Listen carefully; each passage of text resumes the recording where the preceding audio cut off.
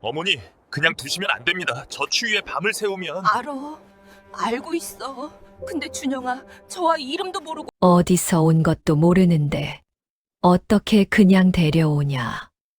그럼 그냥 두십니까? 지금 손발이 다 굳어가고 있습니다. 추운 데서 거기 있지 말고 어서 들어가자. 감동적인 옛날 이야기 시작합니다. 좋아요와 구독 부탁드립니다. 감사합니다. 경기도 산기슭 소나무 숲이 등을 기대고 선 서원 아래쪽에 기와가 반쯤 내려앉은 집이 하나 있었습니다. 한때 그 집 사랑채에는 글 배우러 온 아이들의 신발이 섬돌 위에 가득했고 마당에는 붓씻은 물이 파랗게 고였다 했습니다. 준혁의 조부가 훈장으로 그 아버지도 훈장으로 대를 이어 그를 가르쳐 온 집안이었습니다. 그러나 서원이 문을 닫은 것은 준혁이 16 되던 해 겨울이었습니다. 조정에서 서원 정리령이 내려오자 근방 서원들이 하나둘 문을 걸어 잠갔고 준혁네 집도 예외가 아니었습니다. 아이들은 발길을 끊었고 사랑채 툇마루에는 먼지가 쌓이기 시작했습니다. 아버지는 그 이듬해 봄을 넘기지 못하고 자리를 잡았습니다. 그리고 그 겨울을 넘기지 못했습니다. 남은 것은 어머니 홍씨와 22살이 된 아들 준혁, 그리고 사랑채와 안방을 가득 채운 조상 대대로 내려온 문집과 문서들 뿐이었습니다. 먹고 사는 일이 막막해지자 준혁은 이웃 고을까지 나가 그를 팔았습니다. 재문을 대신 써주고 상갓집 만장을 써주고 혼례 때 쓸 혼서지를 써주며 끼니를 이었습니다. 글 쓰는 집 자식이 밥 얻어 먹으려 붓을 든다는 게 처음에는 부끄럽더니 나중에는 그냥 하루 일이 되었습니다. 그래도 어머니는 늘 말씀하셨습니다. 준혁아, 사람이 먹고 사는 것도 중어지만 내 아버지가 남긴 책들은 함부로 내다 팔지 마라. 그 책 속에 우리 집안 내력이 다 들어있어. 뿌리를 팔면 나무가 남질 않는다. 준혁은 그 말을 흘려들었습니다. 눈앞에 쌀이 떨어지는데 조상 문집이 밥을 먹여주지는 않으니까요. 그래도 팔지는 않았습니다. 어머니가 싫어하는 일을 준혁은 차마 하지 못하는 아들이었습니다. 그 해 겨울이 유난히 일찍 왔습니다.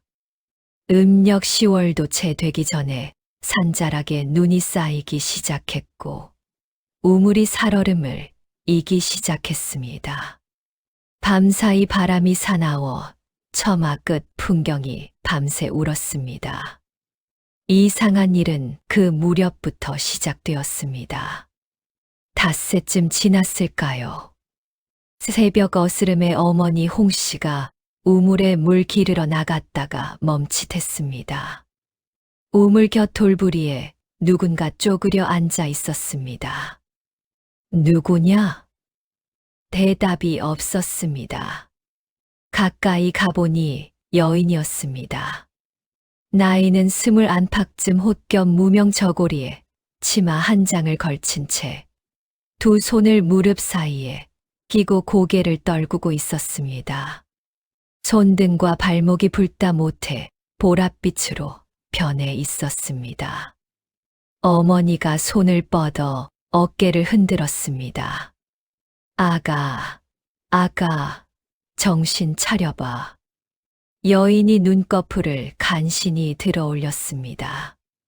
눈동자는 있었지만 초점이 먼 곳을 향해 있었습니다. 어머니는 두말 않고 그 자리에서 소리쳤습니다. 준혁아, 어서 나와라, 어서. 준혁이 뛰쳐나왔을 때 어머니는 이미 여인의 등을 안아 세우려 하고 있었습니다.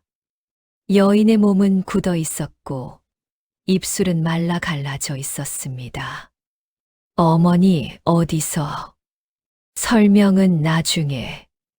어서 안채로 드려라. 준혁이 여인을 안아들었을 때 그 가벼움에 놀랐습니다. 이 추위에, 이 차림에 밤을 그렇게 버텼다는 것이 믿기지 않았습니다. 따뜻한 아랫목에 눕히고 미음을 끓이고 소미불을 덮었습니다. 어머니는 밤새 그 옆에서 자리를 뜨지 않았습니다. 이튿날 저녁이 되어서야 여인이 눈을 제대로 떴습니다. 어머니가 물었습니다. 이름이 뭐냐? 여인이 잠시 있다가 입을 열었습니다. 다온이라 합니다. 어디서 왔냐? 또 잠시 침묵이 흘렀습니다. 먼 데서 왔습니다. 그것이 전부였습니다.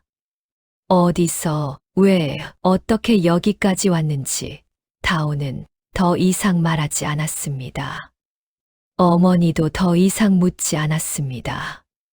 문제는 나흘 뒤부터 시작되었습니다. 소문이란 원래 바람보다 빨리 퍼지는 법이라 준혁네 우물가에서 정체 모를 여인을 거두었다는 이야기가 이웃 마을까지 퍼져나갔습니다. 그리고 그 소문이 준혁의 친척들 귀에 들어가는 데는 사흘도 걸리지 않았습니다. 숙부격인 친척어른 최진호가 직접 찾아왔습니다. 종부댁 아주머니 둘이 그 뒤를 따랐습니다. 최진호는 마루에 앉자마자 말을 꺼냈습니다. 형수, 들었소. 우물가에서 여자를 거뒀다고? 어머니가 조용히 대답했습니다. 얼어 죽기 직전이었습니다. 내버려 둘 수 있었겠습니까? 그야 사람 목숨이 중하니 거두는 것까지는 허물할 수 없소.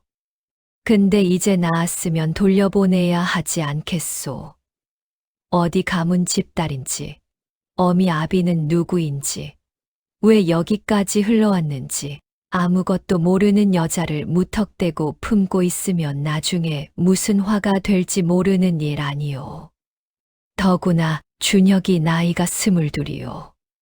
혼사를 봐야 할 나이에 집에 딴 여자를 들여두면 뒷말이 얼마나 많겠소. 어머니는 한참을 말이 없었습니다. 그러다 천천히 입을 열었습니다. 다온이를 내보내는 일은 없을 겁니다. 최진호의 눈썹이 올라갔습니다. 형수, 지금 무슨 말을 하시는 것이오? 준혁이 혼사를 정했습니다.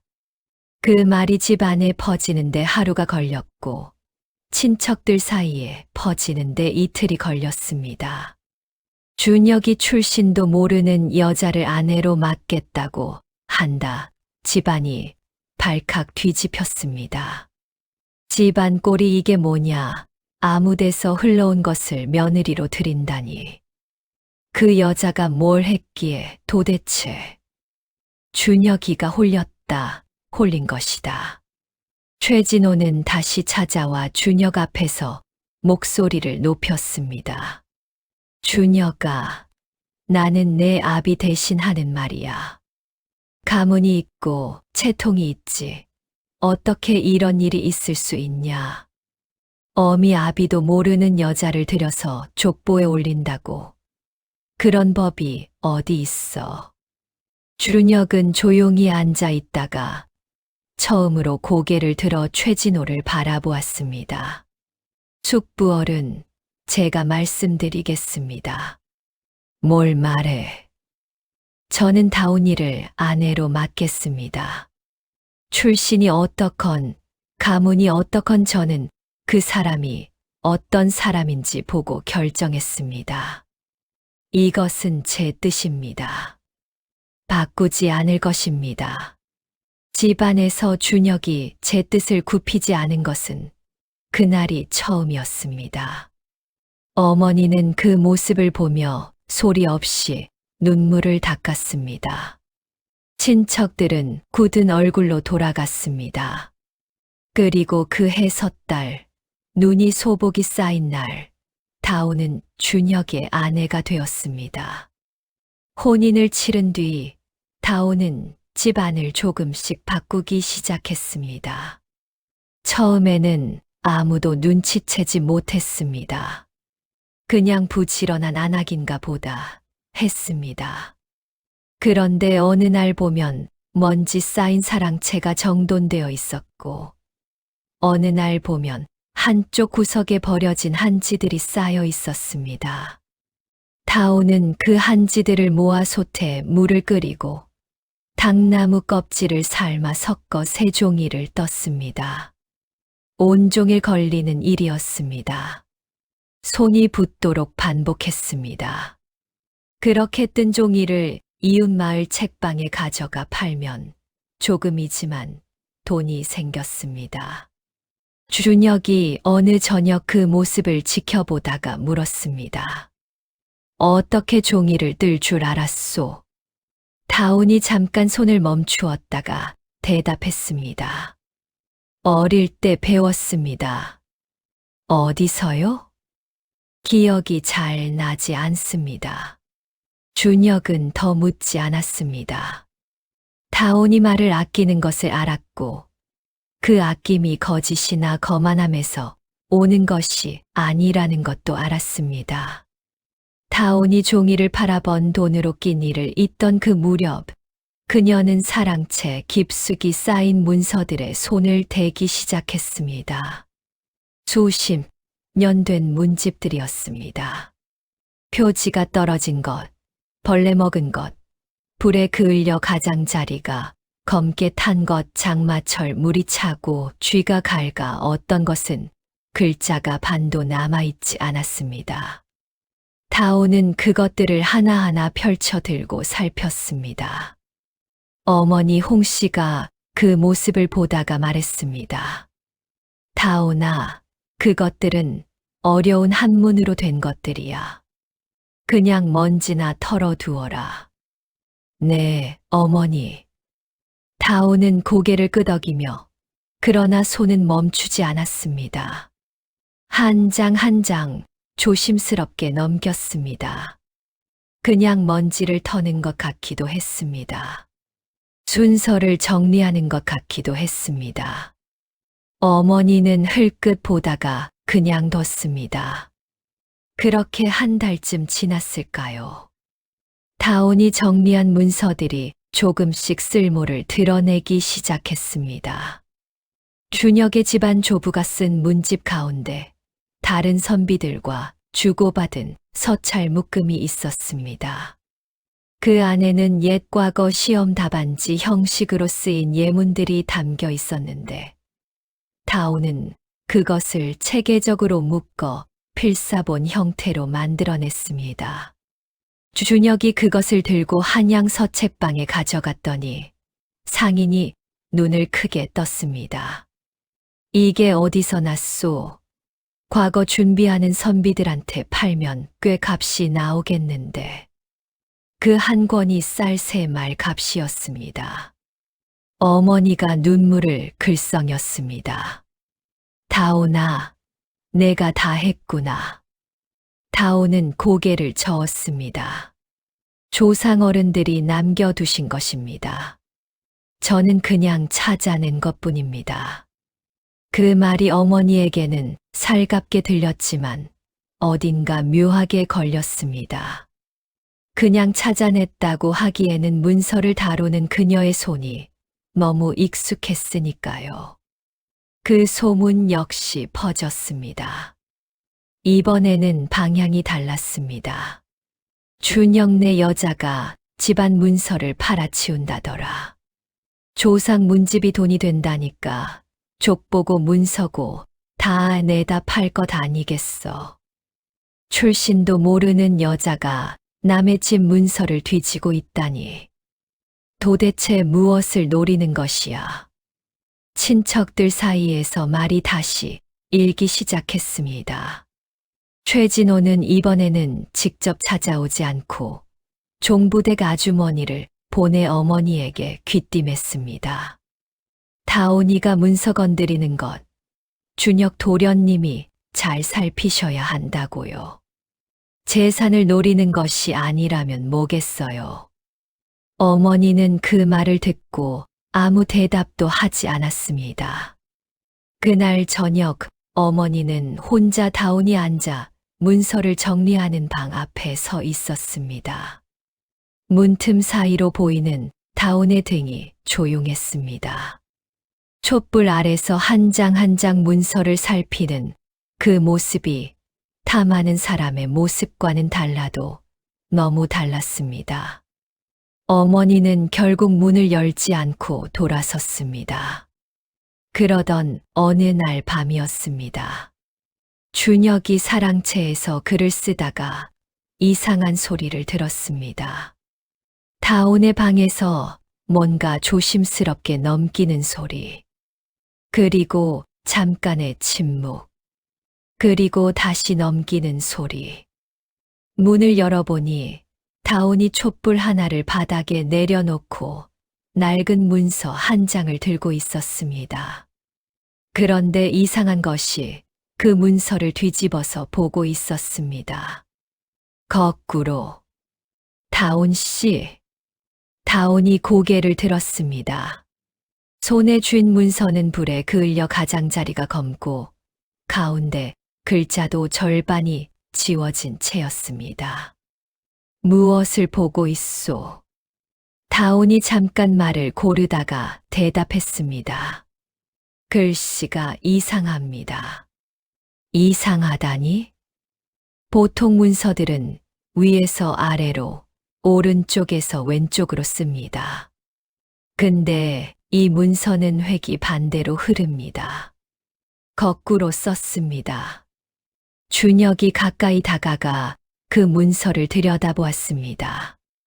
그을린 가장자리, 반쯤 지워진 글자들. 그것은 조부의 문집 사이에 끼어 있던 것으로 준혁도 어릴 때 한 번 본 적이 있었습니다. 뭔가 낡은 것이 끼어 있다 했고 글씨가 너무 작고 번진 탓에 읽지 못했습니다. 읽히요? 다온이 잠깐 멈추었습니다. 그 순간 준혁은 무언가를 느꼈습니다. 다온의 눈이 문서 위에 고정된 채 입술이 아주 미세하게 움직이고 있었습니다. 소리는 없었지만 읽고 있었습니다. 다온 씨. 다온이 고개를 들었습니다. 이거 읽히요? 방 안에 침묵이 내려앉았습니다. 촛불이 조용히 흔들렸습니다. 다온은 손에 쥔 문서를 내려놓지 않은 채 준혁을 바라보았습니다. 그 눈빛에 무언가 결심하는 빛이 스쳐갔습니다. 다온 씨, 대답해 주시오. 다온이 천천히 입을 열었습니다. 이 문서에는 글이 두 겹으로 씌어 있습니다. 준혁이 눈을 좁혔습니다. 두 겹. 겉에 보이는 글과 그 안에 숨겨진 글이 따로 있습니다. 이것은 보통 문서가 아닙니다. 누군가 일부러 다른 사람이 읽지 못하게 써둔 것입니다. 준혁의 손이 저도 모르게 문서 쪽으로 뻗었습니다. 그럼 그 안의 글에는 뭐가 적혀 있소? 다온이 문서를 다시 들어 촛불 쪽으로 기울였습니다. 불빛이 그을린 종이를 통과하며 보이지 않던 무언가가 희미하게 떠오르기 시작했습니다. 우물. 뭐요? 우물에 대한 것입니다. 이 집 우물에 무언가 봉인되어 있습니다. 그리고 그 봉인은 함부로 열어서는 안 된다고. 다온의 목소리가 멈추었습니다. 촛불이 한 번 크게 흔들렸습니다. 그리고 꺼졌습니다. 어둠 속에서 다온의 목소리만 남았습니다. 열면 안 되는 이유가 있습니다. 누군가 목숨을 걸고 숨겨둔 이유가. 준혁은 어둠 속에서 다온의 얼굴을 볼 수 없었습니다. 다만 그 목소리가 처음으로 조금도 망설이지 않는다는 것을 알아차렸습니다. 그를 모른다던 여인이 봉인 문서를 읽었습니다. 그것도 단번에. 도대체 이 여인은 누구인가? 그날 밤 이후로 준혁은 잠을 이루지 못했습니다. 어둠 속에서 다온이 다시 불을 켰습니다. 준혁은 그 불빛 아래서 아내의 얼굴을 바라보았습니다. 다온의 표정은 평소와 다르지 않았습니다. 조용하고 깊고 무언가를 담아두고 있는 눈. 다온 씨. 네. 우리 이야기를 해야 할 것 같소. 다온이 무릎 위에 올려두었던 문서를 조심스럽게 내려놓았습니다. 그리고 준혁을 바라보았습니다. 무슨 이야기를 하고 싶으십니까? 당신이 누구인지. 방 안에 바람 소리가 들어왔습니다. 처마 밑에서 얼어붙은 낙엽 하나가 바닥을 긁고 지나갔습니다. 다온이 긴 숨을 내쉬었습니다. 오늘 밤은 아직 때가 아닙니다. 네. 제가 말씀드릴 수 있는 때가 따로 있습니다. 지금은 그 때가 아닙니다. 준혁이 목소리를 낮추었습니다. 다온 씨, 나는 당신을 의심하는 것이 아니오. 당신이 어떤 사람인지 알고 싶은 것이오. 다온이 잠시 눈을 내리깔았습니다. 그 침묵이 길었습니다. 촛불이 한 번 더 가늘게 흔들렸습니다. 저를 믿어주십니까? 믿소. 지금 그 말씀만으로 충분합니다. 준혁은 더 이상 말을 잇지 않았습니다. 다온이 거짓말을 하고 있다는 생각은 들지 않았습니다. 하지만 무언가를 숨기고 있다는 것, 그것만큼은 분명했습니다. 그날 밤 준혁은 사랑채로 돌아와 뜬 눈으로 나를 밝혔습니다. 이튿날 아침 마당에 나온 준혁이 우물가를 바라보았습니다. 집 뒤편 축대를 등진 자리에 있는 오래된 우물이었습니다. 어릴 때부터 있던 것이라 그냥 우물이라 생각해왔는데 이제는 달리 보였습니다. 돌을 쌓아 테두리를 만든 방식이 이 근방 다른 집 우물과 달리 좀 특이했습니다. 석축 윗면에 새겨진 문양도 그냥 장식인 줄 알았는데 과연 그냥 장식인지. 준혁이 쪼그려 앉아 그 문양을 들여다보고 있는데 뒤에서 인기척이 났습니다. 다온이었습니다. 그녀도 우물을 바라보았습니다. 그리고 준혁 옆에 가만히 앉았습니다. 언제부터 저 문양을 알아보셨소? 다온이 대답했습니다. 처음 이 집에 왔을 때부터입니다. 준혁이 고개를 돌렸습니다. 처음부터. 네. 준혁의 가슴 어딘가가 묵직하게 내려앉았습니다. 처음부터 알고 있었다. 그렇다면 우물가에서 얼어가던 그 새벽도도. 다온 씨, 혹시. 지금은 묻지 마십시오. 다온의 목소리는 부드러웠지만 단호했습니다. 제가 말씀드릴 수 있는 때가 올 것입니다. 그때까지만 기다려 주십시오. 준혁은 우물을 바라보았습니다. 얼어붙은 수면 위에 하늘이 거꾸로 담겨 있었습니다. 뒤집힌 하늘. 다온이 어젯밤 뒤집어 읽던 문서처럼. 그로부터 며칠이 지났습니다. 다온은 전과 다름없이 종이를 뜨고 문서를 정리하고 밥을 짓고 어머니를 도왔습니다. 준혁도 전과 다름없이 그를 팔러 다녔습니다. 하지만 집 안 공기가 달라졌습니다. 준혁과 다오는 마주칠 때마다 짧은 눈빛을 나누었습니다. 말은 없었지만 무언가가 두 사람 사이에 팽팽하게 걸려 있었습니다. 알고 싶다는 것과 아직은 말할 수 없다는 것이 서로를 마주보고 서 있는 형국이었습니다. 어머니 홍 씨는 그 기미를 느끼면서도 짐짓 모른 척했습니다. 그러던 어느 날 어머니가 다온에게 조용히 물었습니다. 다온아, 네, 어머니. 너 글 읽을 줄 아니? 다온의 손이 잠깐 멈추었습니다. 솥에서 김이 올라오고 있었습니다. 어머니께서 어떻게 생각하십니까? 내가 물었다. 잠시 침묵이 흘렀습니다. 다온이 다시 손을 움직이며 말했습니다. 조금은 압니다. 어머니가 한참 다온의 등을 바라보다가 한숨을 내쉬었습니다.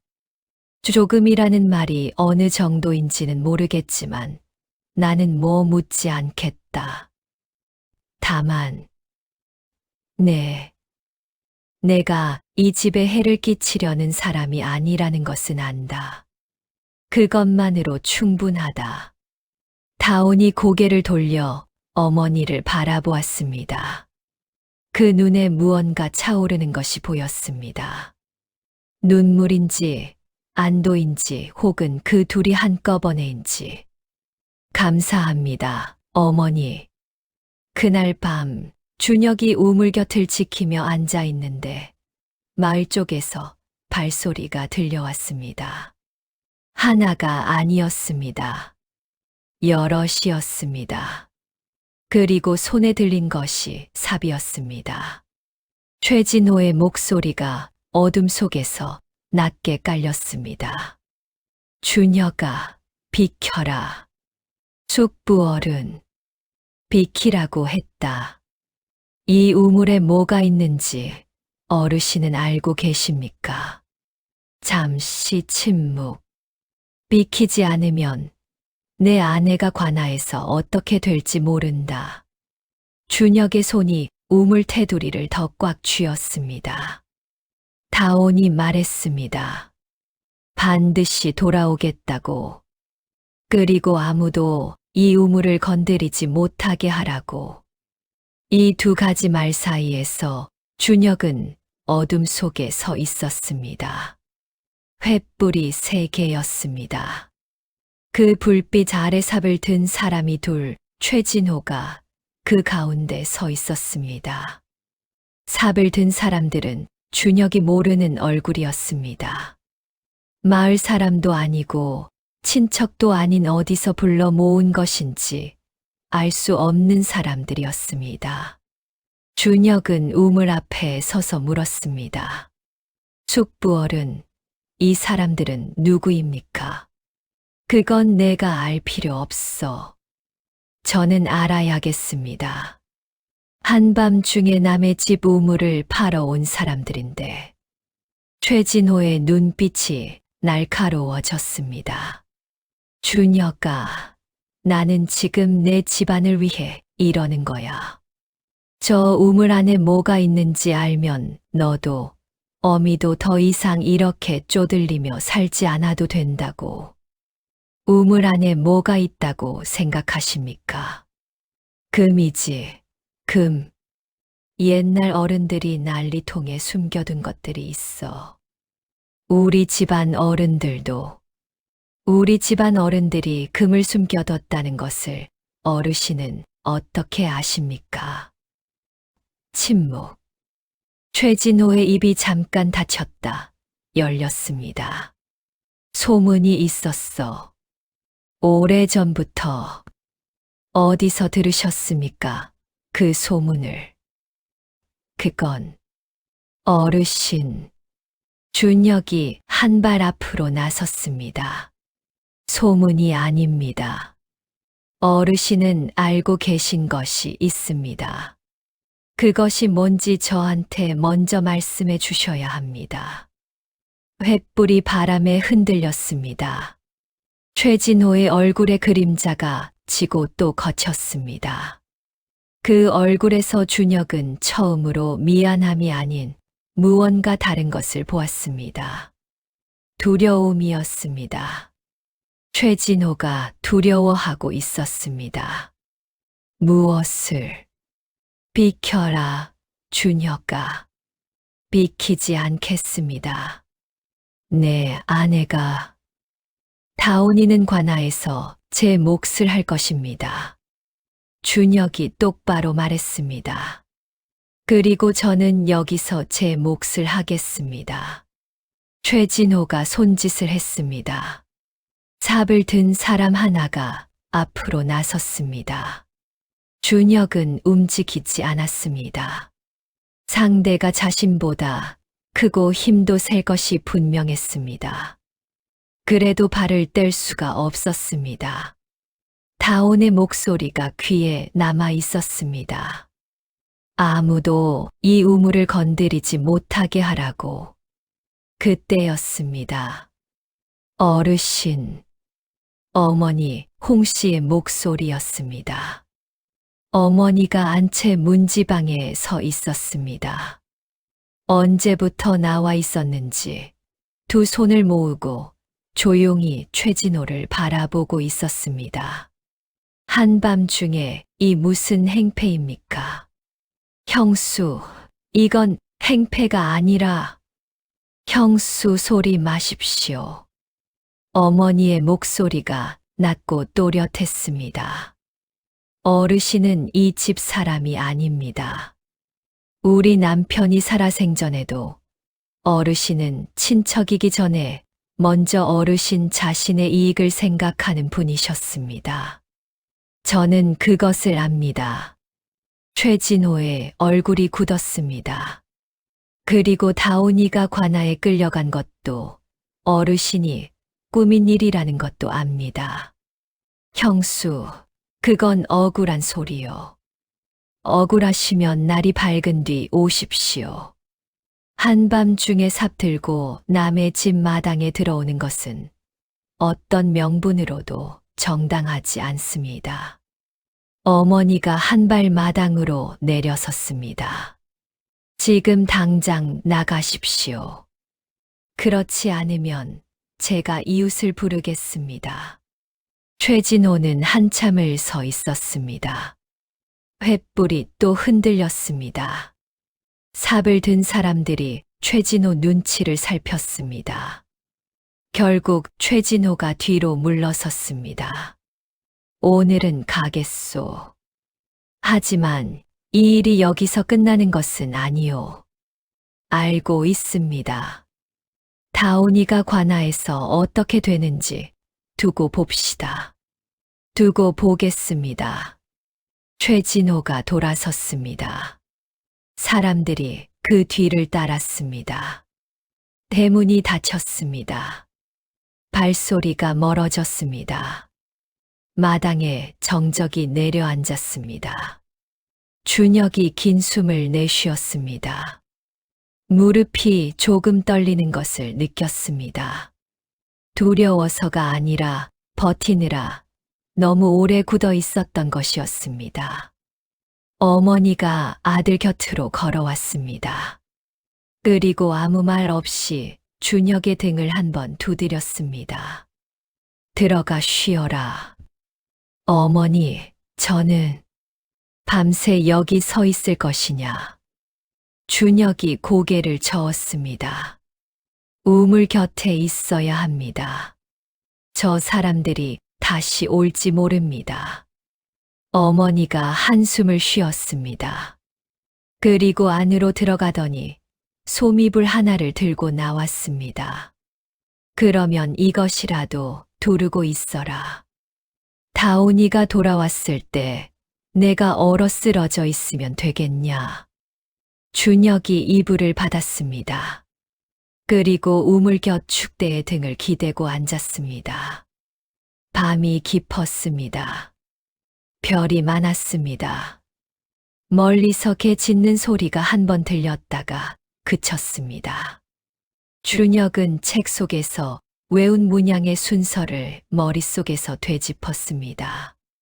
파도 문양 셋, 점 하나, 다시 파도 둘, 마지막에 중앙 돌기. 다온이 말했습니다. 이 순서대로 누르면 봉인이 풀린다고.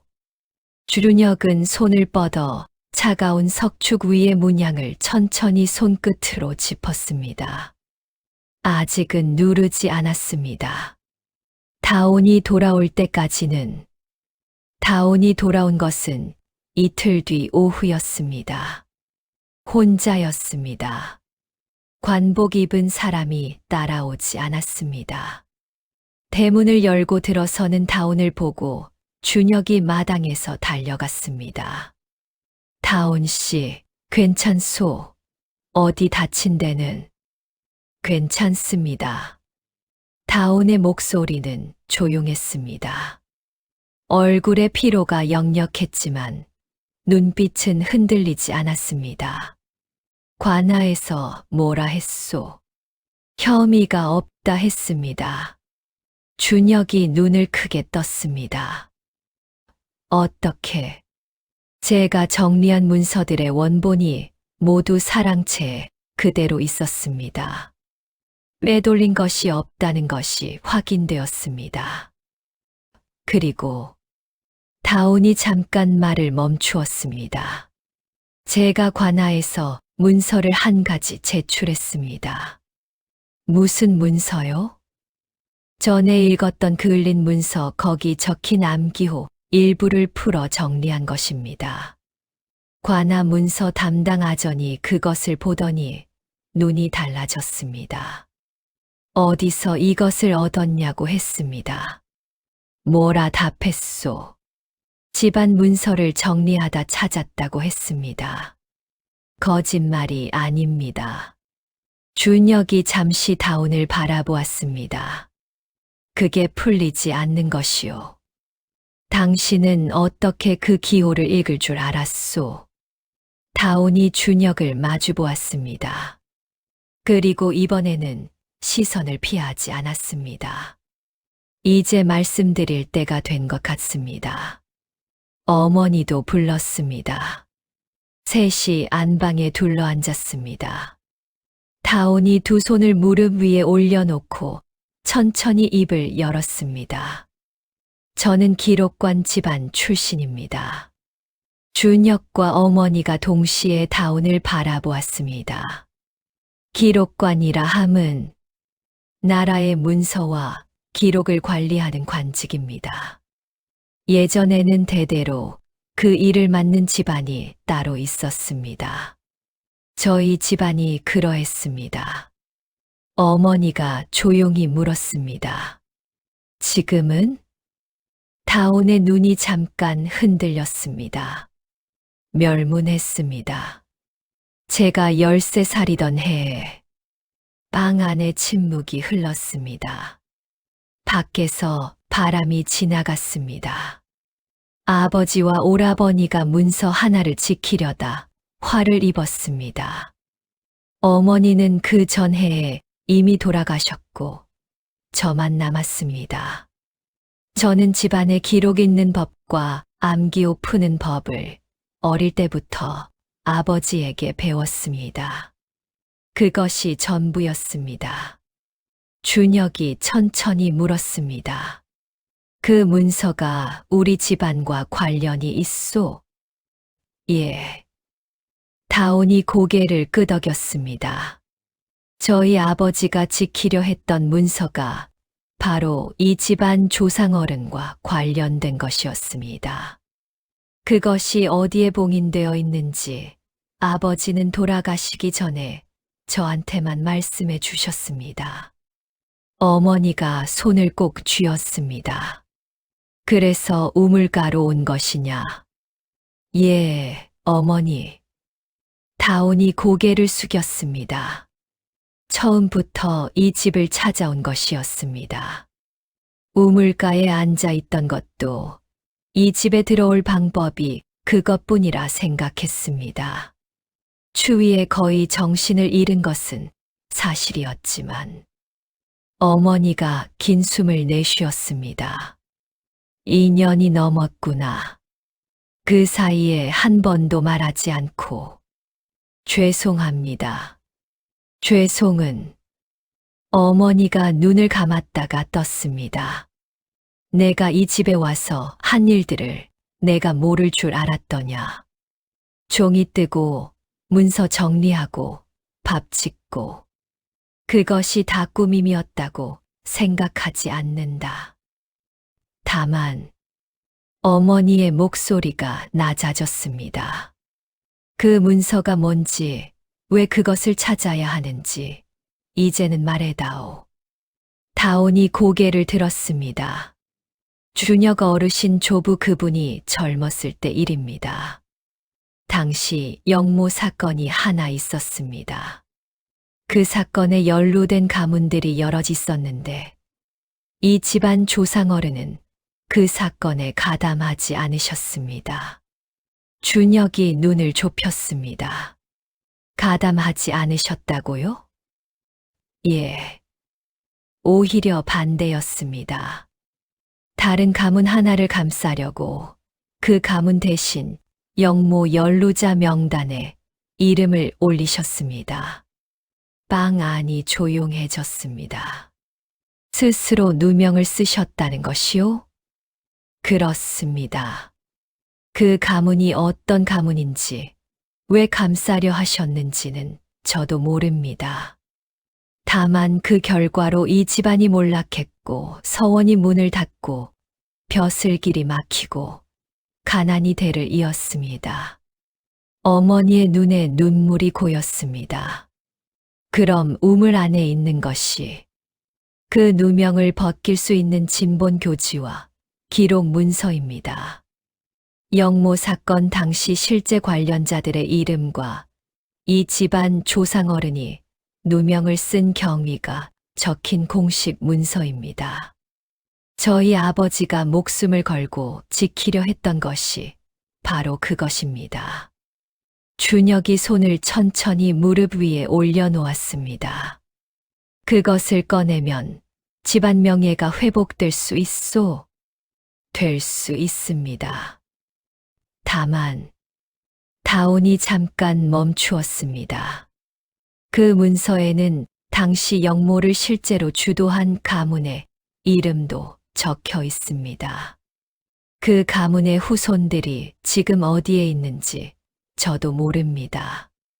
문서가 드러나면 그 후손들이 위험해질 수 있고, 그래서 그들이 이 문서를 없애려 할 수도 있습니다. 어머니가 조용히 물었습니다. 그 가문이 어디인지 혹시 알고 있느냐? 다온이 잠시 눈을 내리깔았습니다. 짐작은 합니다. 어디냐? 다온이 고개를 들었습니다. 그 눈이 준혁에게서 어머니에게로 천천히 옮겨갔습니다. 조금 더 조사해야 합니다. 확신이 서기 전까지는 말씀드리기 어렵습니다. 어머니가 고개를 끄덕였습니다. 알겠다. 그리고 잠시 뒤 어머니가 덧붙였습니다. 다온아. 예. 늦어서 미안하다. 진작 물어봤어야 했는데. 다온이 고개를 저었습니다. 어머니께서 먼저 믿어주셨기에 여기까지 올 수 있었습니다. 그날 밤 준혁과 다온은 사랑채에 나란히 앉아 책을 펼쳤습니다. 쌀뜨물로 쓴 글이 촛불에 떠오르는 그 낡은 책이었습니다. 다온이 손끝으로 글자를 하나하나 짚으며 읽었습니다.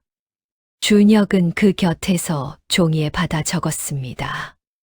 우물 석축 문양의 순서, 봉인을 여는 방법, 그리고 봉인된 것을 꺼낸 뒤 어떻게 보관해야 하는지에 대한 당부. 봉인을 열기 전에 다온이 한 대목에서 멈추었습니다. 뭐라 적혀 있소. 봉인을 열기 전에 반드시 확인하라 했습니다. 우물 석축의 문양이 온전한지, 문양 중 하나라도 금이 가거나 지워져 있으면 누군가 이미 손을 댄 것이라고. 준혁이 고개를 들었습니다. 확인해 봐야겠소. 예. 둘이 함께 마당으로 나갔습니다. 달이 밝은 밤이었습니다. 우물 석축이 달빛을 받아 희게 빛났습니다. 다온이 문양을 하나하나 확인했습니다. 손끝으로 조심스럽게 짚으며 눈으로 따라가며 다온의 손이 한 군데서 멈추었습니다. 준혁이 물었습니다. 왜요? 여기. 다온이 손끝으로 가리킨 곳에 아주 가느다란 금이 하나 가 있었습니다. 새로 생긴 것 같지는 않았습니다. 하지만 자세히 들여다보니 금 안쪽이 긁힌 것처럼 조금 파여 있었습니다. 누가 건드렸습니다. 다온의 목소리가 낮았습니다. 언제? 최근입니다. 이 긁힌 자국이 오래된 것이 아닙니다. 준혁이 몸을 세웠습니다. 최진호 어른이 삽 들고 왔던 그날 밤 그전에도 다녀간 것이 있었다는 말이오? 아니면 다온이 준혁을 바라보았습니다. 어르신 혼자가 아닐 수도 있습니다. 준혁이 다온에게 물었습니다. 아까 말한 것 영모를 주도한 가문의 후손. 혹시 최진호 어른이요? 다온이 한참 말이 없었습니다. 달이 구름 사이로 들어갔습니다. 마당이 어두워졌습니다. 직접적인 후손인지는 모릅니다. 하지만 어르신이 물표 이야기를 알고 있었다는 것, 다온이 글을 읽을 줄 안다는 것을 알게 되자마자 관아에 고변했다는 것, 그리고 우물을 직접 파헤치려 했다는 것, 이 세 가지를 이어보면 이 우물에 무엇이 들었는지 아는 사람이 그것이 드러나기 전에 없애버리려 한다는 뜻입니다. 준혁이 우물을 바라보았습니다. 그렇다면 더 지체할 수 없겠소. 다온이 고개를 끄덕였습니다. 내일 봉인을 열겠습니다. 내일? 오늘 밤은 너무 지쳤습니다. 그리고 봉인을 열 때는 정신이 온전해야 합니다. 문서가 상할 수 있습니다. 준혁이 다온을 바라보았습니다. 달이 다시 구름 밖으로 나왔습니다. 달빛 아래 다온의 얼굴이 조용히 빛났습니다. 다온 씨. 예. 처음 우물가에 앉아 있던 날부터 지금까지 많이 힘들었겠소. 다온이 잠깐 눈을 내리깔았습니다. 혼자 가지고 있기에는 너무 오래된 것이었습니다. 이제 혼자가 아니요. 다온이 고개를 들었습니다. 그 눈에 무언가 차올랐다가 조용히 가라앉았습니다. 고맙습니다. 둘은 나란히 우물 곁에 서 있었습니다. 밤바람이 지나갔습니다. 소나무 숲에서 소리 부딪히는 소리가 조용히 들려왔습니다. 내일 봉인을 연다. 그 안에 무엇이 있는지 준혁과 다온은 알고 있었습니다. 그리고 그것이 드러났을 때 어떤 일이 벌어질지도 어느 정도는 짐작하고 있었습니다. 하지만 짐작이 현실이 되는 것은 다른 일이었습니다. 이튿날 이른 아침이었습니다. 준혁이 우물 앞에 섰습니다. 다온이 옆에 섰습니다. 어머니는 안채 문지방에 두 손을 모은 채 지켜보았습니다. 다온이 석축 앞에 무릎을 꿇고 앉아 손끝을 문양 위에 올렸습니다. 파도 셋.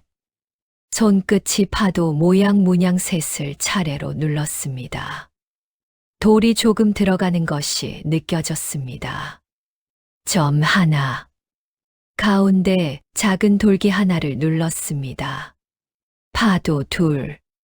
다시 파도 둘. 마지막. 가장 오른쪽 끝 중앙 돌기. 그 순간 아무 소리도 나지 않았습니다. 다온이 숨을 참았습니다. 준혁도 움직이지 않았습니다. 그러다 우물 안쪽 어딘가에서 아주 낮은 소리가 들려왔습니다. 돌과 돌이 분리되는 소리. 오랫동안 닫혀있던 무언가가 열리는 소리. 물 냄새가 올라왔습니다. 오래된 종이 냄새와 섞인 습하고 차가운 공기가 우물 위로 번졌습니다. 다온이 준혁을 바라보았습니다. 있습니다. 우물 안을 들여다보았습니다. 수면 아래쪽 물속이 아닌 석벽 안쪽에 공간이 있었습니다. 우물을 처음 팔 때부터 만들어둔 공간이었습니다. 거기에 기름종이로 여러 겹싸인 상자 하나가 놓여 있었습니다. 준혁이 팔을 뻗었습니다. 석벽 안으로 손이 들어갔습니다. 차가웠습니다. 손끝에 상자가 닿았습니다. 꺼냈습니다. 기름종이가 몇 겹이었습니다. 다온이 조심스럽게 한 겹씩 벗겼습니다. 종이가 물기를 머금어 있었지만 안쪽은 달랐습니다. 가장 안쪽 겹은 생각보다 말랐습니다. 누군가 봉인할 때 그것까지 생각했던 것이었습니다. 상자가 나왔습니다. 오동나무 상자였습니다. 자물쇠는 없었습니다. 봉인은 우물 석축이 대신하고 있었으니 다온이 뚜껑을 열었습니다. 안에 있는 것은 금이 아니었습니다. 문서였습니다. 여러 장이었습니다. 윗장에는 붉은 인장이 찍혀 있었습니다. 교지 형식이었습니다. 다온이 첫 장을 들었습니다. 손이 조금 떨렸습니다. 준혁은 그 손을 보았습니다. 기록관 집안의 마지막 딸이 아버지가 목숨을 걸고 지키려 했던 문서를 지금 손에 쥐고 있었습니다. 다온이 첫 줄을 읽었습니다. 소리를 내지 않았습니다. 눈만 움직였습니다. 한 줄, 두 줄, 세 줄. 그러다 다온이 멈추었습니다. 준혁이 물었습니다. 뭐라 쓰여 있소? 다온이 고개를 들었습니다. 그 얼굴에 여러 가지 감정이 한꺼번에 지나갔습니다. 안도, 슬픔, 그리고 오래 기다린 사람만이 가질 수 있는 끝이 보일 때의 떨림. 준혁 어르신 조부의 이름이 여기 있습니다. 예. 영모에 가담하지 않았다고 공식 기록으로 적혀 있습니다. 준혁이 움직이지 않았습니다. 그리고 다온이 다음 장을 들었습니다. 실제 영모를 주도한 가문의 이름도 있습니다. 그 이름을 소리 내어 읽었습니다. 준혁이 그 이름을 들었습니다. 그리고 눈을 감았습니다. 그 이름은 낯설지 않았습니다. 준혁이 알고 있는 이름이었습니다. 이 근방에서 지금도 살아있는 사람의 가문 이름이었습니다. 그리고 준혁은 그 이름을 듣는 순간 최진호의 얼굴이 떠올랐습니다. 다온 씨. 예. 최진호 어르신의 어미 쪽 본가가 혹시. 다온이 대답하지 않았습니다. 대신 문서의 마지막 장을 조용히 준혁 앞에 내밀었습니다. 그 장에 적힌 이름을 준혁이 읽었습니다. 손이 떨렸습니다. 친척이라 부르던 사람, 아버지 대신이라 여겼던 사람, 집안을 위한다며 찾아오던 사람. 그 사람의 가문이 조상을 영모 누명으로 몰아넣은 바로 그 가문이었습니다. 어머니가 안채 문지방에서 이 모든 것을 바라보고 있었습니다. 아무 말도 없었습니다. 다만 두 손이 아주 천천히 떨리고 있었습니다. 한참 동안 아무도 말하지 않았습니다. 마당에 세 사람이 있었습니다. 준혁, 다온, 그리고 안채 문지방에 선 어머니. 문서가 손에 쥐어져 있었습니다. 봉인이 풀렸습니다. 이름이 드러났습니다. 그런데 이상하게도 막상 그 순간이 되자 아무도 말을 잇지 못했습니다. 너무 오래된 일이었습니다. 준혁의 조부가 누명을 쓴 것이 몇십 년 전의 일이었고, 그 사이에 대를 이어 가난이 내려왔고, 아버지가 죽었고, 서원이 다쳤습니다. 그 모든 것의 뿌리가 지금 손 안에 있었습니다. 준혁이 먼저 입을 열었습니다. 어머니. 응. 아버지가 알고 계셨을까요? 어머니가 한참 뒤에 대답했습니다. 모르셨을 거다.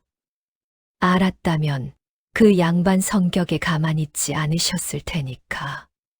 준혁이 고개를 끄덕였습니다. 저도 그렇게 생각합니다. 다온이 조용히 말했습니다. 이 문서를 어떻게 하실 것인지 두 분이 결정하셔야 합니다. 준혁이 다온을 바라보았습니다. 어떤 선택지가 있소? 드러내거나 묻어두거나 둘 중 하나입니다. 묻어둔다면 지금처럼 살 수 있습니다. 최진호 어르신도 더 이상 이쪽을 건드리지 않을 것입니다. 문서가 드러나지 않는 한 그분도 조용히 있을 이유가 생기니까요. 드러낸다면? 다온이 잠깐 숨을 골랐습니다. 집안 명예가 회복됩니다. 조상 어른의 누명이 벗겨집니다. 하지만 최진호 어르신과 그 가문이 위험해집니다. 그리고 그 과정이 순탄하지 않을 것입니다. 준혁이 문서를 내려다보았습니다. 순탄하지 않다는 것은 그분들이 이것을 막으려 할 것입니다. 이미 한 번 막으려 했고 다음번에는 더 거세게 나올 수 있습니다. 어머니가 문지방에서 내려와 마당으로 걸어왔습니다. 천천히 한 걸음씩. 준혁 앞에 서서 아들의 손에 들린 문서를 바라보았습니다. 붉은 인장이 찍힌 그 첫 장을. 손을 뻗어 문서를 받아 들었습니다. 오래 들여다보았습니다. 한문을 다 읽지는 못해도 붉은 인장이 무엇을 의미하는지는 알았습니다. 공식 문서였습니다. 거짓으로 만들 수 없는 것이었습니다. 어머니가 말했습니다. 내 할아버지는 내가 시집 왔을 때 이미 돌아가신 뒤였다. 근데 내 아버지한테서 이야기를 들었어. 할아버지가 억울하게 누명을 쓰셨다고 그 말씀을 아버지가 평생 가슴에 안고 사셨다고. 어머니, 그 양반이 왜 그렇게 쉽게 포기하며 사셨는지 나는 이해하지 못했어. 좋은 분이셨는데 왜 이렇게 가난하게, 왜 이렇게 길을 못 펴고 사셨는지. 이제는 알겠다. 어머니가 문서를 돌려주었습니다. 드러내야지. 어머니, 위험할 수 있습니다. 위험하더라도 어머니의 목소리가 흔들리지 않았습니다. 억울하게 죽은 사람이 있으면 그 억울함은 풀어져야 한다. 그것이 살아있는 사람이 해야 할 일이야. 준혁이 고개를 끄덕였습니다.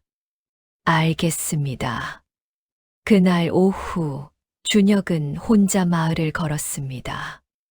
생각이 필요했습니다. 어떻게 이 문서를 드러낼 것인지, 어디에 가져가야 하는지.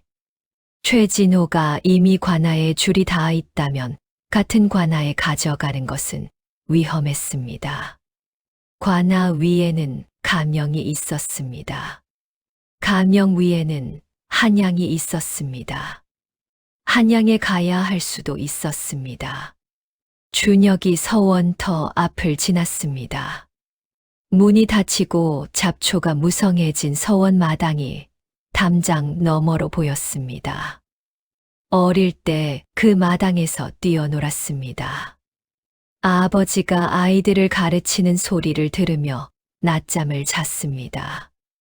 그 서원이 다시 열릴 수 있을까? 조상의 누명이 벗겨지고 집안 명예가 회복되면 혹시 그 문도 다시 열릴 수 있을까? 준혁은 서원 담장에 손을 얹었습니다. 돌이 차가웠습니다. 이끼가 손끝에 물렸습니다. 그때 뒤에서 발소리가 들렸습니다. 최진호였습니다. 혼자였습니다. 낮이라 삽도 없었고 따라온 사람도 없었습니다. 그냥 이 근방을 지나다 준혁을 본 것처럼, 그러나 그 눈빛은 우연이 아니었습니다.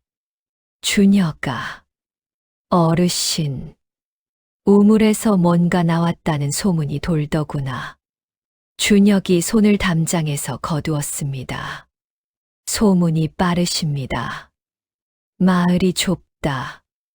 다온이 우물 앞에서 뭔가를 꺼냈다는 것을 이웃이 봤어. 준혁이 최진호를 바라보았습니다. 이 사람이 지금 무엇을 원하는지 준혁은 이제 알고 있었습니다. 하지만 안다는 것을 드러내야 할 때인지 아직 몰랐습니다. 뭐가 나왔냐? 문서입니다. 문서. 예. 최진호의 눈이 좁아졌습니다. 어떤 문서냐? 집안 조상 관련 문서입니다. 내용은 아직 정리 중입니다. 내용을 보여줄 수 있냐? 아직은 어렵습니다. 최진호가 한 발 가까이 다가왔습니다. 준혁아, 나는 내 집안 어른이야.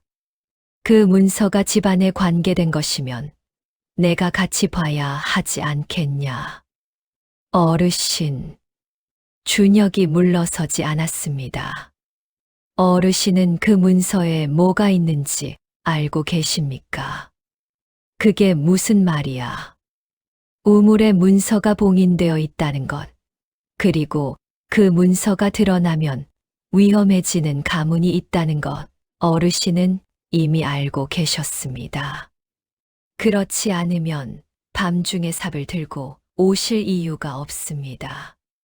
최진호의 얼굴이 굳었습니다. 조심해서 말해라, 준혁아. 조심하고 있습니다. 준혁이 한 발 앞으로 나섰습니다. 어르신, 저는 어르신을 고발하려는 것이 아닙니다. 다만 이 문서가 무엇인지 어르신도 아시면 어르신 쪽에서 먼저 이야기해 주시는 것이 서로에게 나을 것이라 생각합니다. 아시는 것이 있으면 말씀해 주십시오.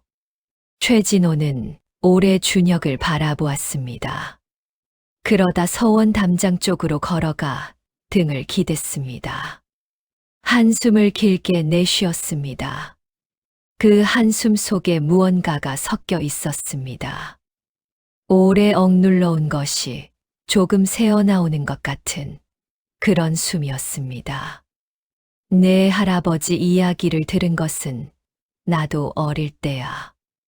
준혁이 조용히 들었습니다. 내 어미가 하셨어. 우리 집안이 옛날에 큰 죄를 지었다고. 남의 집 어른을 영모에 연루시켰다고. 그 일이 있고 나서 우리 집안이 잘 되기 시작했다고 어미가 죽기 전에 나한테만 말씀하셨어. 그 집안이 저희 집안이었습니까? 그렇다. 최진호가 눈을 감았습니다. 어미 말로는 그 집안 어른이 스스로 덮어쓰신 것이라고 했어. 우리 집안을 감싸주려고. 왜 그랬는지는 어미도 몰랐다고 했어. 그냥 의리 때문이었다고. 준혁이 숨을 참았습니다. 의리. 영모 누명을 스스로 뒤집었을 만큼의 의리. 조상이 어떤 사람이었는지 준혁은 그 한마디에서 처음으로 실감했습니다. 그래서 어르신은 그 문서가 드러나는 것을 막으려 하셨습니까? 그렇다. 왜요? 최진호가 눈을 떴습니다. 우리 집안이 위험해지니까. 지금 세상에 몇십 년 전 영모 관련자의 후손을 벌한다고 생각하십니까? 모르지. 세상 일은 모르는 거야. 하지만 저희 집안은 몇십 년째 그 누명을 지고 살았습니다. 최진호가 대답하지 않았습니다. 마을 어딘가에서 아이들 웃음소리가 멀리 들려왔습니다. 바람이 서원 담장을 따라 지나갔습니다. 준혁이 말했습니다. 어르신, 저는 이 문서를 드러낼 것입니다. 어르신 가문을 망하게 하려는 것이 아닙니다. 다만 억울한 것은 바로 잡혀야 합니다. 그것이 다입니다. 최진호가 오래 준혁을 보다가 말했습니다. 내가 막을 수 있다고 생각하냐? 막으실 수 없습니다. 그렇다면 최진호가 담장에서 등을 뗐습니다. 나는 모르는 일이다. 그것이 전부였습니다. 최진호는 돌아섰습니다. 천천히 걸어갔습니다. 등이 전보다 작아 보였습니다. 준혁은 그 등을 바라보며 서 있었습니다. 집으로 돌아오자 다운이 사랑채에 앉아 있었습니다. 문서를 필사하고 있었습니다. 원본은 상자에 넣어두고 그 내용을 정확하게 다른 종이에 옮겨 적고 있었습니다. 한 부가 아니었습니다. 여러 부였습니다. 왜 여러 부를 쓰고 있소? 다운이 붓을 멈추지 않고 대답했습니다.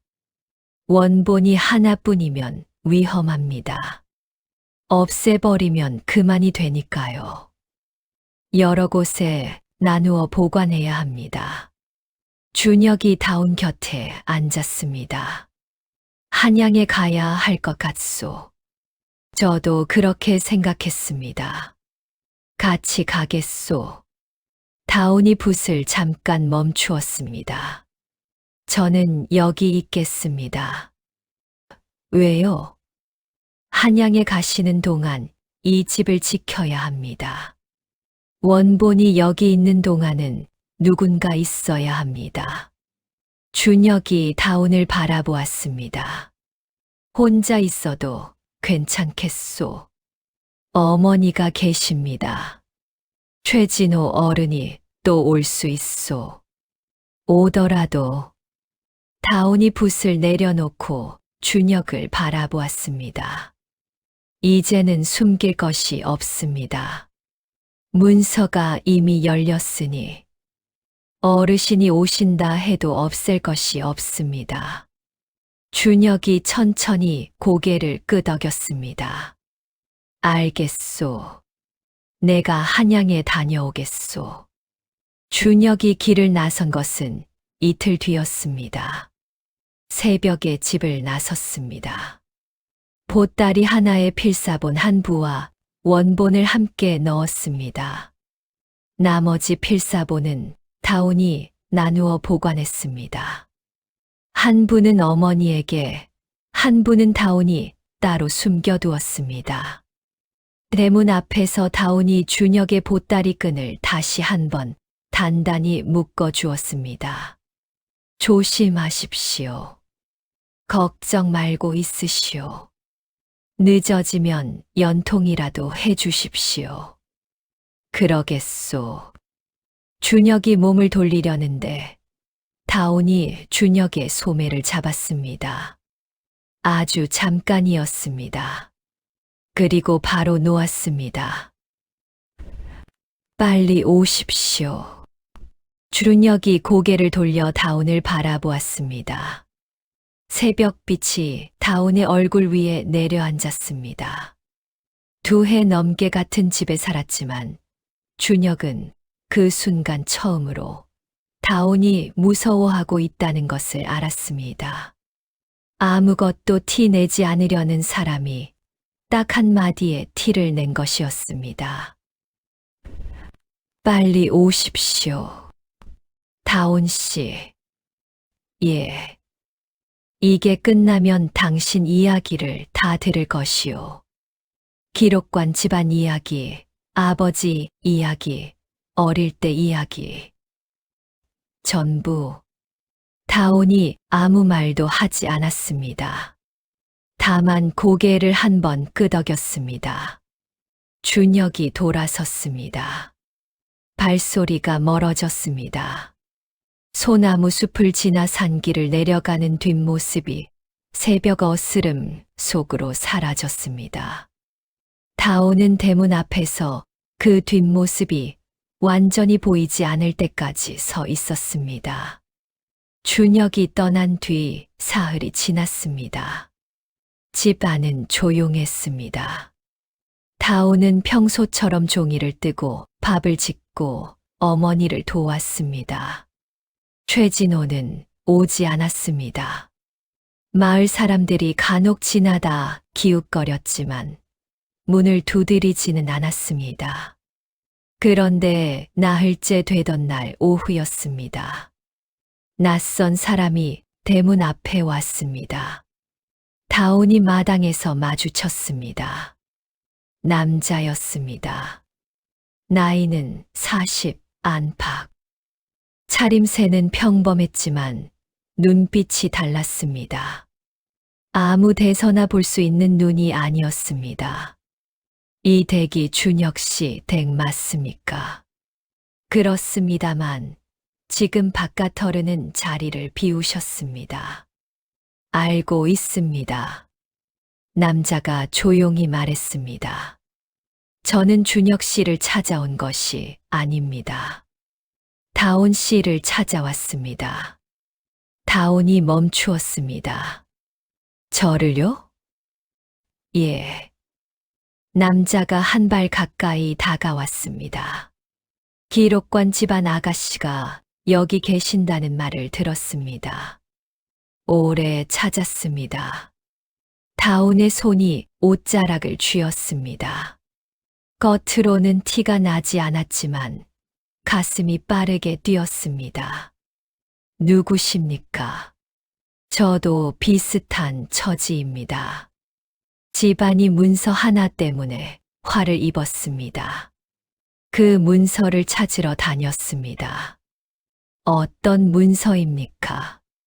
남자가 다온을 바라보았습니다. 아가씨는 이미 알고 계실 겁니다. 다온이 남자를 사랑채로 안내했습니다. 어머니에게 알렸습니다. 어머니는 안채 문을 열어둔 채로 안에서 귀를 기울였습니다. 성함을 여쭤도 되겠습니까? 강무명이라 합니다. 이름을 굳이 기억하실 필요는 없습니다. 어떤 집안이십니까? 이름은 말씀드리기 어렵습니다. 다만 영모 사건 때 이 집안 조상 어른과 같은 처지였던 집안이라고만 하겠습니다. 다온이 눈을 좁혔습니다. 같은 처지라 함은 누명을 쓴 처지입니다. 방 안에 침묵이 흘렀습니다. 그 문서가 드러나면 우리 집안도 명예가 회복됩니다. 그래서 찾았습니다. 다온이 한참 그를 바라보다가 물었습니다. 어떻게 이 집을 아셨습니까? 관아의 문서 하나가 들어왔습니다. 얼마 전에 암기호가 풀린 문서 조각이었습니다. 그것을 본 사람이 있었고 그 사람이 저한테 연통을 했습니다. 다온이 숨을 참았습니다. 관아에 제출했던 문서였습니다. 고변을 막기 위해 제출했던 그것이 이 사람을 불러들인 것이었습니다. 원하시는 것이 무엇입니까? 함께 하고 싶습니다. 문서를 드러내는 일을. 어떻게요? 한양에 줄이 있습니다. 직접 상소할 수 있는 경로가 있습니다. 준혁 씨가 혼자 한양에서 움직이는 것보다 훨씬 빠르고 안전합니다. 다온이 조용히 물었습니다. 지금 준혁 서방이 어디 계신지 아십니까? 남자가 잠깐 머뭇거렸습니다. 대략은 압니다. 다온의 눈빛이 달라졌습니다. 대략이라는 것은 한양 가는 길목에서 발이 묶였습니다. 다온이 몸을 세웠습니다. 무슨 말씀이십니까? 최진호 씨가 한양 가는 주요 길목에 사람을 풀었습니다. 준혁 씨가 어느 객주집에 머물고 있는지 이미 파악되었을 가능성이 높습니다. 방 안의 공기가 달라졌습니다. 밖에서 어머니의 기척이 들렸습니다. 다온이 강무명을 바라보았습니다. 이 사람을 믿어야 하는가? 믿지 않아야 하는가? 판단할 시간이 많지 않았습니다. 증거가 있습니까? 준혁 서방이 위험하다는. 강무명이 품에서 접힌 종이 하나를 꺼냈습니다. 내밀었습니다. 다온이 펼쳤습니다. 글이 몇 줄 적혀 있었습니다. 최진호의 이름이 있었습니다. 그리고 준혁이 묵고 있을 것으로 추정되는 객주집 이름이 있었습니다. 다온이 그 종이를 오래 들여다보았습니다. 이 종이 어디서 나온 것입니까? 최진호 씨 쪽 사람에게서 흘러나온 것입니다. 자세한 경위는 말씀드리기 어렵습니다. 다온이 종이를 내려놓았습니다.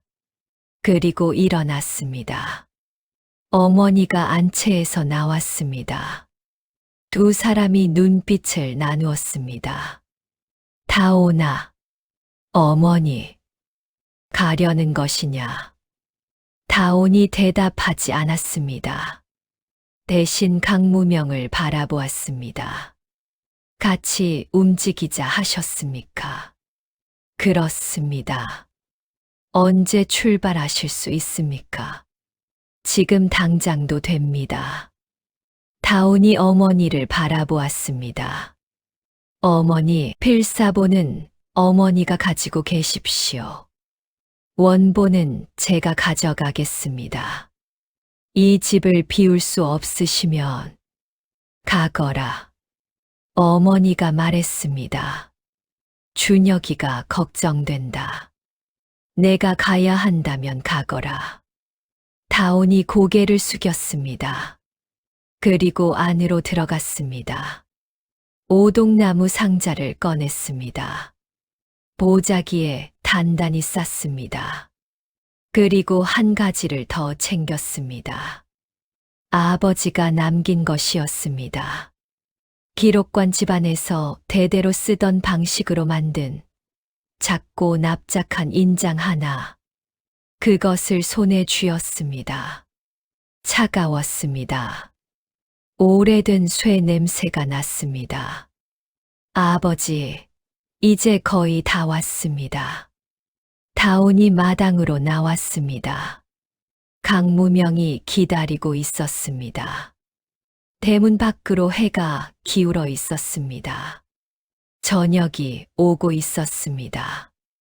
발걸음을 내디디려는 순간 대문 밖에서 말발굽 소리가 들렸습니다. 하나가 아니었습니다. 여럿이었습니다. 강무명의 얼굴이 굳었습니다. 다온이 보자기를 꽉 쥐었습니다. 대문이 열렸습니다. 대문이 활짝 열렸습니다. 말두 필이었습니다. 그 위에 탄 사람은 준혁이었습니다. 다온이 숨을 참았습니다. 준혁은 말에서 내리면서 마당을 둘러보았습니다. 다온, 강무명, 어머니, 그리고 다온이 손에 쥔 보자기. 무슨 일이오? 다온이 한 발 앞으로 나갔습니다. 돌아오셨습니까? 다치지 않으셨습니까? 다치지 않았소. 근데 이 사람은 준혁이 강무명을 바라보았습니다. 강무명이 먼저 고개를 숙였습니다. 준혁 씨, 저는 강무명이라 합니다. 이 집을 돕고 싶은 사람입니다. 자세한 것은 다온 씨께서 설명해 주실 겁니다. 준혁이 다온을 바라보았습니다. 나를 찾아 나서려 했소.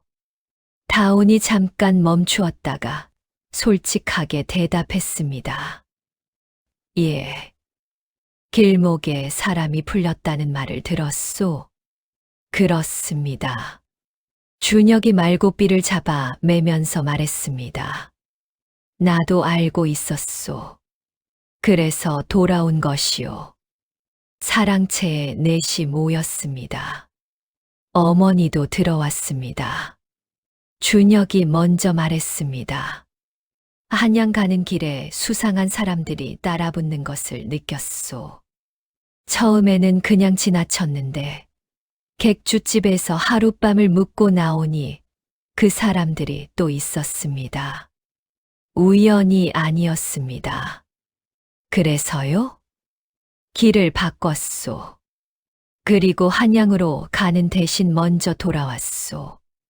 혼자 한양에 들어가는 것은 위험하다고 판단했습니다. 다온이 말했습니다. 최진호 어르신이 길목에 사람을 풀었습니다. 알고 있소. 도중에 어느 주막 주인이 귀띔해 줬습니다. 하루 전에 말을 타고 지나간 사람들이 있었는데 이 근방 어르신 댁 머슴이었다고 강무명이 낮은 목소리로 말했습니다. 한양으로 가는 것 자체를 막으려는 것입니다. 직접 문서를 없애는 것이 어려워지자 경로를 막는 쪽으로 방향을 바꾼 것이지요. 준혁이 강무명을 바라보았습니다. 당신이 말한 한양줄이란 무엇이오? 강무명이 잠시 사람들의 얼굴을 둘러보았습니다. 그리고 말했습니다.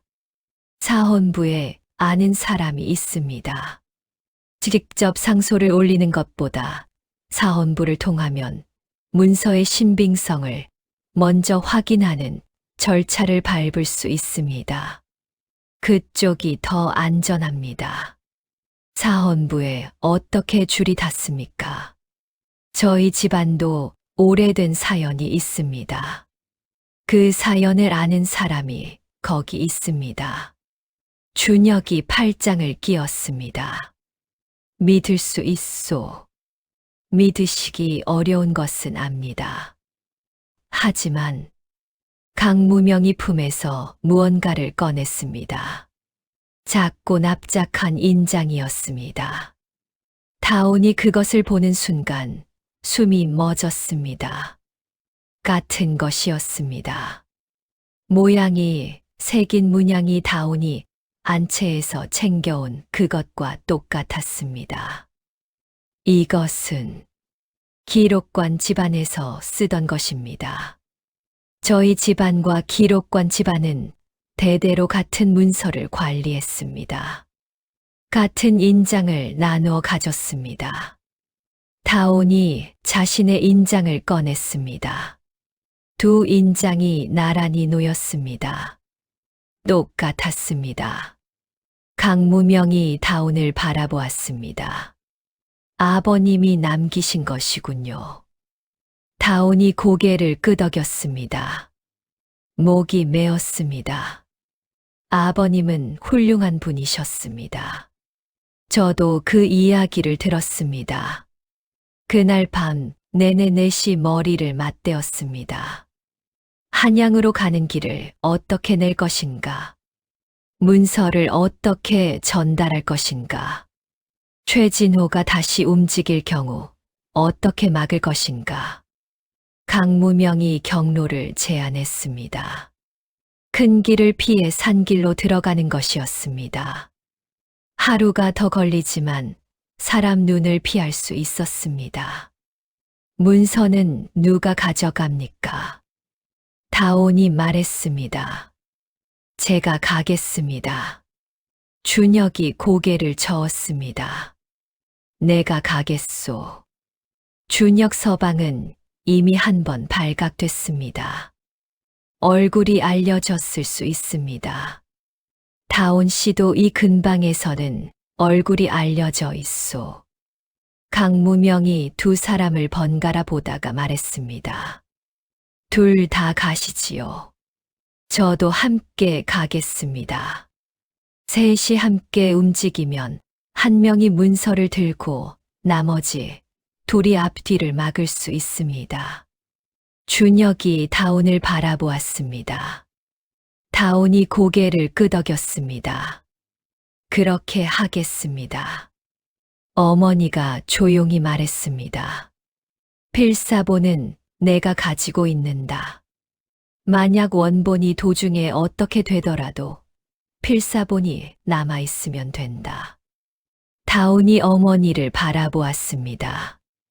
어머니 혼자 괜찮으시겠습니까? 어머니가 고개를 끄덕였습니다. 나야 괜찮다. 최진호가 와도 이제 그 사람이 무서울 것이 없어. 다 드러났는데. 이튿날 새벽 3시 집을 나섰습니다. 어머니가 대문 앞에 서서 배웅했습니다. 아무 말 없이 그냥 서 있었습니다. 다온이 문지방을 넘으며 뒤를 돌아보았습니다. 어머니와 눈이 마주쳤습니다.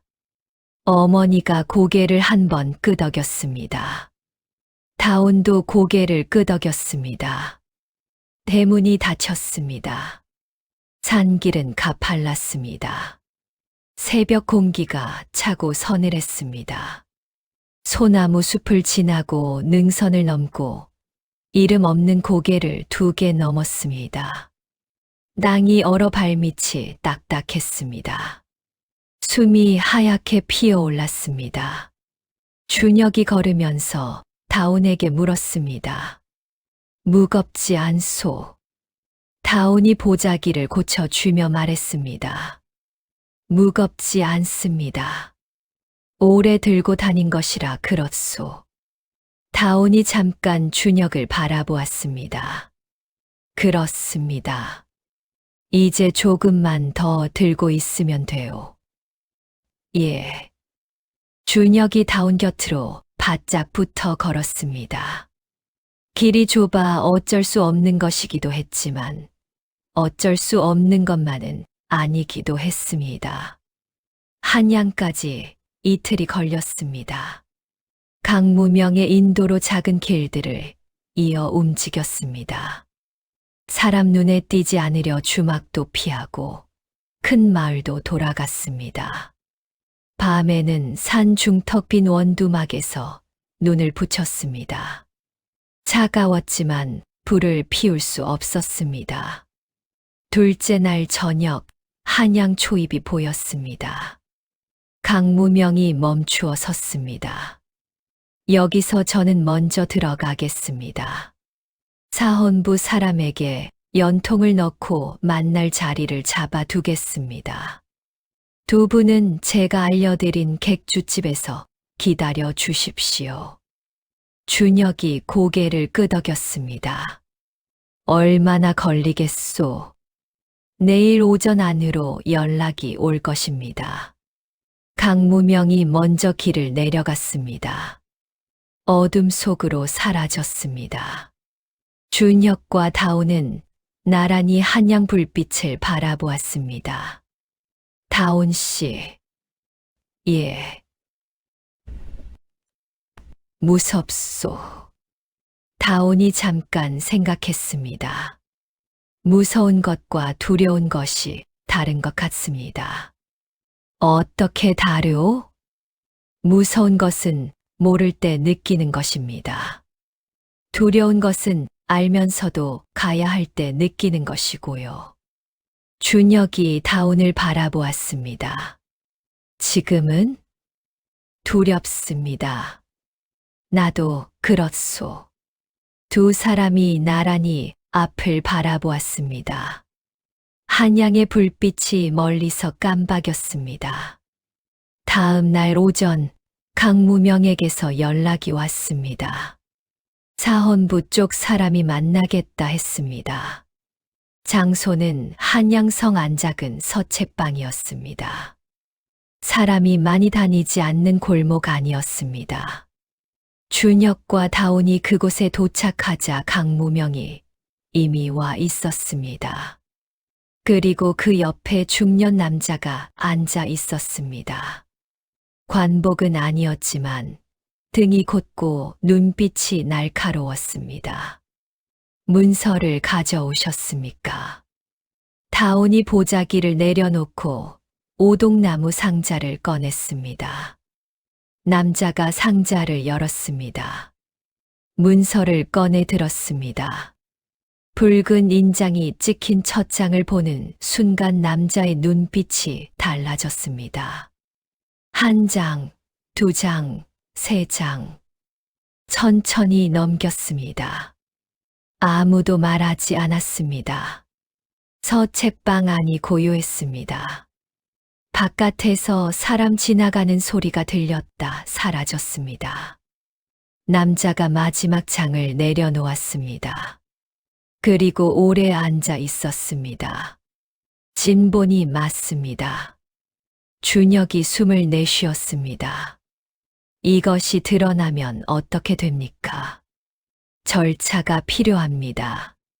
간단하지 않습니다. 하지만 남자가 문서를 다시 들여다보았습니다. 이 인장이 찍힌 문서라면 위조 논란을 피할 수 있습니다. 당시 기록관 집안 인장이 찍혀 있으니까. 그리고 남자가 다온을 바라보았습니다. 기록관 집안 후손이 직접 이것을 가져왔다는 것, 그것도 중요합니다. 다온이 두 손을 무릎 위에 올려놓았습니다. 제가 무엇을 더 해야 합니까? 진술서를 써주셔야 합니다. 이 문서가 어디서 나왔는지, 어떻게 발견했는지, 그리고 당신이 누구인지 쓰겠습니다. 쉽지 않을 것입니다. 문서가 드러나면 최진호 씨 가문에서 가만히 있지 않을 것입니다. 허위 문서라고 주장할 것이고 당신을 음해하려 할 것입니다. 알고 있습니다. 그래도 하시겠습니까? 다온이 고개를 들었습니다. 아버지가 목숨을 걸고 지킨 것입니다. 제가 두려워서 여기서 멈추면 아버지가 지킨 것이 아무 의미가 없게 됩니다. 남자가 잠시 다온을 바라보다가 고개를 끄덕였습니다. 알겠습니다. 그날부터 열흘이 걸렸습니다. 다온이 진술서를 썼습니다. 강무명도 썼습니다. 사헌부에서 문서 감정이 이루어졌습니다. 그 사이 최진호 쪽에서 움직임이 있었습니다. 예상대로였습니다. 허위 문서라는 주장이 나왔고 다온을 모함하는 소문이 한양까지 흘러들었습니다. 글도 모르는 여자가 집안 문서를 위조해 재산을 노린다는 3번이나 들어온 그 이야기였습니다. 하지만 이번에는 달랐습니다. 문서 감정 결과가 나왔습니다. 인장은 진본이었습니다. 종이의 나이도 기록과 일치했습니다. 글씨체 역시 당시 기록관 집안이 쓰던 방식과 정확히 맞아떨어졌습니다. 그리고 결정적인 것이 하나 더 있었습니다. 다온이 진술서에 적은 것이었습니다. 이 문서가 봉인된 방식 우물 석축의 문양 순서, 기름종이 겹수, 오동나무 상자의 규격. 이 모든 것이 당시 기록관 집안이 중요 문서를 봉인하던 방식과 정확하게 일치했습니다. 그것을 아는 사람은 기록관 집안 사람이 아니면 알 수 없었습니다. 허위 문서라는 주장은 설 자리를 잃었습니다. 결정이 내려진 것은 그로부터 보름 뒤였습니다. 준영내 조상의 영모 연루 기록이 공식적으로 취소되었습니다. 억울하게 누명을 쓴 것이 문서로 확인되었고 집안의 명예가 회복되었습니다. 최진호는 관아 조사를 받았습니다. 우물을 강제로 파헤치려 한 일, 준혁의 한양행을 막으려 한 일이 모두 드러났습니다. 크게 처벌받지는 않았습니다. 다온과 준혁이 엄하게 다스려 달라 하지 않았기 때문이었습니다. 하지만 최진호는 이후 이 고을에서 모습을 감추었습니다. 어디로 갔는지는 아무도 몰랐습니다. 강무명의 집안도 같은 절차를 밟았습니다. 같은 영모 사건에 연루된 집안이었으니 같은 결과를 얻었습니다. 강무명은 인사를 하러 왔다가 다온과 인장 2개를 나란히 놓고 오래 바라보았습니다. 아버님 목까지 해내셨습니다. 다온이 고개를 숙였습니다. 어르신 덕분이었습니다. 강무명이 고개를 저었습니다. 아닙니다. 당신이 이 집 우물가까지 찾아오지 않았다면 저는 아직도 헤매고 있었을 것입니다. 집으로 돌아온 것은 봄이 오기 직전이었습니다. 산기슭 소나무 숲에 눈이 남아 있었지만 공기 속에 무언가 달라진 것이 있었습니다. 땅이 조금 풀린 냄새, 얼어붙은 것이 천천히 녹기 시작하는 냄새. 어머니가 대문 앞에 서 있었습니다. 다온이 대문 안으로 들어서자 어머니가 말없이 2 손을 내밀었습니다. 다온의 손을 잡았습니다. 그냥 잡고 있었습니다. 아무 말도 하지 않았습니다. 그것으로 충분했습니다. 봄이 왔습니다. 서원문이 다시 열렸습니다. 처음에는 아이들이 2~3명이었습니다. 이 집안이 억울한 누명을 벗었다는 소문이 퍼지면서 다시 그를 배우러 오겠다는 사람들이 생겨났습니다. 한 달이 지나자 10명이 되었고 2달이 지나자 20명을 넘었습니다. 준혁이 다시 사랑채에 앉아 그를 가르쳤습니다. 먼지 쌓인 툇마루가 다시 닦였습니다. 마당에 신발이 늘어서기 시작했습니다. 다오는 종이를 계속 떴습니다. 이제는 팔기 위해서만이 아니었습니다. 아이들이 쓸 종이를 직접 만들었습니다. 아이들이 그 종이에 글을 쓰면 다온이 옆에 앉아 잘못된 획을 고쳐주었습니다. 아이들은 처음에 다온이 글을 안다는 것을 신기하게 여겼습니다. 나중에는 당연하게 여겼습니다. 어느 날 저녁 준혁이 우물가에 앉아 있었습니다. 아이들을 다 돌려보낸 뒤였습니다. 석양이 우물수면 위에 내려앉았습니다. 붉은 빛이 물 위에서 흔들렸습니다. 다온이 옆에 와 앉았습니다. 둘이 우물을 바라보았습니다. 봉인이 풀린 우물이었습니다. 상자는 비었습니다. 석축의 문양은 그대로였습니다.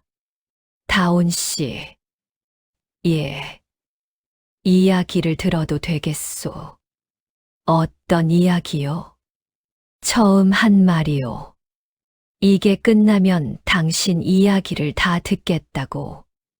기록관 집안 이야기, 아버지 이야기, 어릴 때 이야기.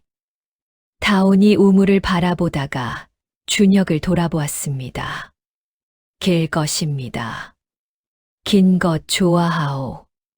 나는 이야기로 먹고 사는 집 자식이요. 다온이 처음으로 소리를 내어 웃었습니다. 짧고 조용한 웃음이었습니다. 그런데 그 웃음이 저녁 공기 속에 퍼졌습니다. 준혁은 그 소리를 들으며 생각했습니다. 이 사람이 웃는 것을 처음 듣는다. 새해가 지나도록 처음이다. 어디서부터 말씀드릴까요? 처음부터요. 다온이 무릎을 모으고 앉았습니다. 저는 충청도 어느 작은 고을에서 태어났습니다. 아버지는 키가 크고 손이 큰 분이셨습니다. 늘 먹이 묻어 있었고, 밤에는 항상 촛불을 끄지 않고 문서를 들여다보셨습니다. 제가 잠들 때마다 그 불빛이 보였습니다. 준혁이 조용히 들었습니다. 아버지는 늘 말씀하셨습니다. 글은 사람보다 오래 산다고. 사람이 죽어도 글은 남는다고. 그래서 글을 잘 지켜야 한다고. 그 말이 맞았소. 예. 다온이 우물을 바라보았습니다. 아버지 말이 맞았습니다. 마을 사람들은 그 뒤로 오래오래 이야기했습니다. 우물에서 금이 나왔다는 소문이 처음에 돌았고, 나중에는 진짜 무엇이 나왔는지 알게 되었습니다. 어떤 사람들은 실망했습니다. 금이 아니라 문서라니. 그게 무슨 대단한 것이냐고. 하지만 그 집안이 서원을 다시 열고 아이들이 다시 그 마당에서 글을 배우는 것을 보면서 사람들은 조금씩 달리 생각하게 되었습니다. 그 우물이 마을 우물이 된 것도 그 무렵이었습니다. 봉인이 풀리고 나서 한동안은 준혁네만 쓰던 우물이었는데, 어느 날 준혁이 담장 한쪽을 허물고 우물 테두리 옆에 두레박을 하나 더 달았습니다. 마을 사람들이 써도 된다고 했습니다. 사람들이 물을 기르러 왔습니다. 아이들이 두레박을 들고 뛰어왔습니다. 물이 퍼 올려졌습니다. 차고 맑은 물이었습니다.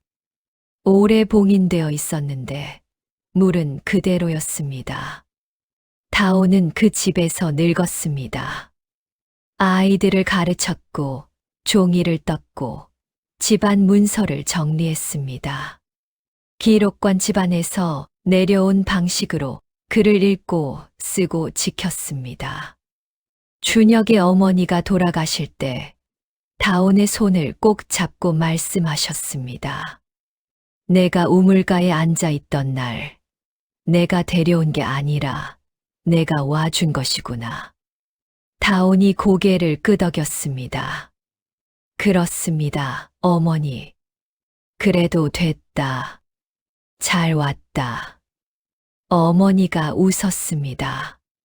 그리고 얼마 뒤 눈을 감으셨습니다.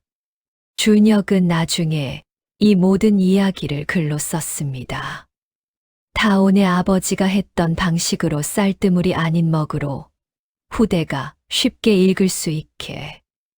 다온이 옆에서 잘못 쓴 것을 고쳐주었습니다.